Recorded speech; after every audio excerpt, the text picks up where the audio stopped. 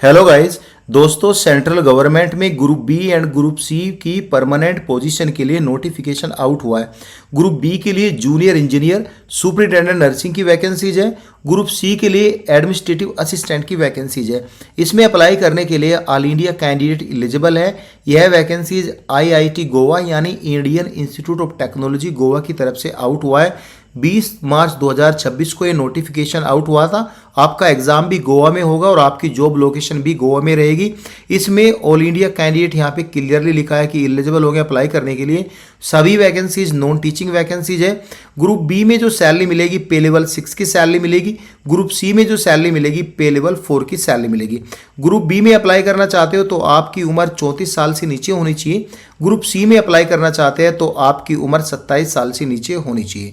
Group B में यहाँ पे एक एक वैकेंसीज आई है दोनों में। एक अगर आप जूनियर इंजीनियर सिविल के लिए फॉर्म फिल करना चाह रहे हो तो ओबीसी एनसीएल की वैकेंसीज है। बाकी सुपरिटेंडेंट नर्सिंग के लिए जनरल कैटेगरी की वैकेंसीज है।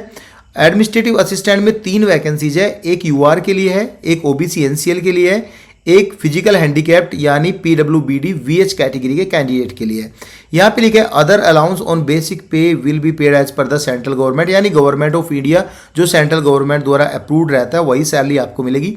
एज में कंसेशन भी मिलेगा।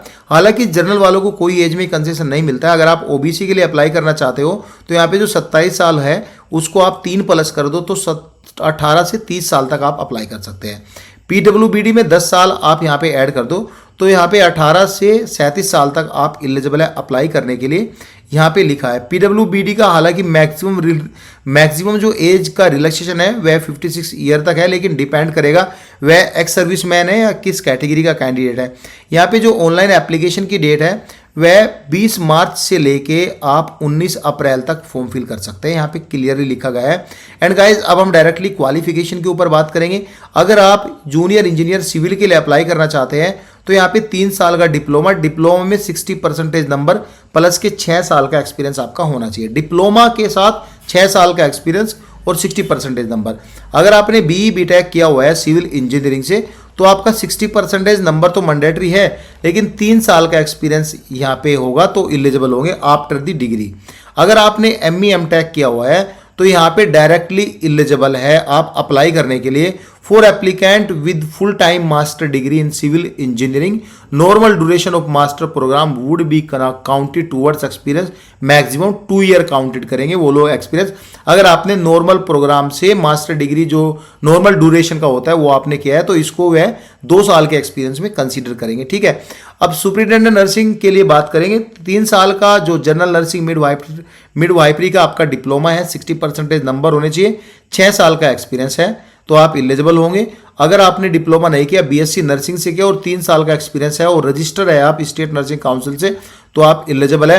अगर आपने बीएससी के बाद कोई मास्टर डिग्री किया हुआ है तो यहाँ पे 2 साल का एक्सपीरियंस काउंट करेंगे प्लस के 1 साल का एक्सपीरियंस यहाँ पे होना चाहिए। ग्रुप सी की जो एडमिनिस्ट्रेटिव असिस्टेंट की पोस्ट है उसमें ओनली बैचलर डिग्री में 55% नंबर है तो आप एलिजिबल है अप्लाई करने के लिए। All position carry A provisional period of A 1 year, यानी जो सभी पोस्ट है उसमें 1 साल का प्रोविजनल पीरियड होगा, लेकिन घबराना नहीं है। डे 1 से आपकी जो सैलरी है परमानेंट सैलरी सेम सैलरी मिलेगी जो एक परमानेंट सेंट्रल गवर्नमेंट को एम्प्लॉय को मिलती है, वह सभी फैसिलिटी यहाँ पे मिलेगी। कोई कॉन्ट्रैक्ट वैकेंसीज नहीं है। इसमें लिखा है अगर आप 1 से ज़्यादा वैकेंसीज में अप्लाई करना चाहते हैं तो आप कर सकते हैं, लेकिन आपको फॉर्म भी अलग भरना है, फ़ी भी आपको अलग देनी है। फ़ी के लिए बात करें, ग्रुप बी में अगर आप अप्लाई करना चाहते हो तो आपको 300 रुपये देनी है। ग्रुप सी में अप्लाई करना चाहते हो तो आपको 200 रुपये पे करना है। यहाँ पे क्लियर लिखा है, लेकिन यहाँ पे एसटी एससी को कुछ यहाँ पे छूट दी गई है। Application fee non refundable should be paid for each separately as detail below. No fee will be charge from ST SC पीडब्ल्यूबीडी एंड फीमेल कैंडिडेट है उनके लिए कोई भी फी नहीं है। यहाँ पे यूआर ईडब्ल्यूएस ओबीसी कैटेगरी के लिए फी एप्लीकेबल रहेगी। एंड गाइज यहाँ पे ये नॉर्मल डिटेल दिया गया है। अगर आप कोई कैंडिडेट है जो रेगुलर एम्प्लॉय है सेम इंस्टीट्यूट में तो उनको 27 साल तक छूट दी जाएगी, 57 साल तक छूट दी जाएगी। वो यहाँ पे यही कुछ बोला है। एंड गाइज यहाँ पे आपका एक रिटर्न टेस्ट होगा और रिटर्न टेस्ट के बेस पे आपका फिर ट्रेड टेस्ट होगा, उसके बाद आपका सिलेक्शन हो जाएगा। बाकी डिटेल यहाँ पे कुछ खास ऐसा नहीं है। सेंट्रल गवर्नमेंट की वैकेंसीज है। कुछ डाउट हो तो आप इनकी मेल आईडी पर कनेक्ट हो सकते हो। एंड गाइज इसका नोटिफिकेशन एंड इसका लिंक टेलीग्राम में मिल जाएगा। Thank you so much guys.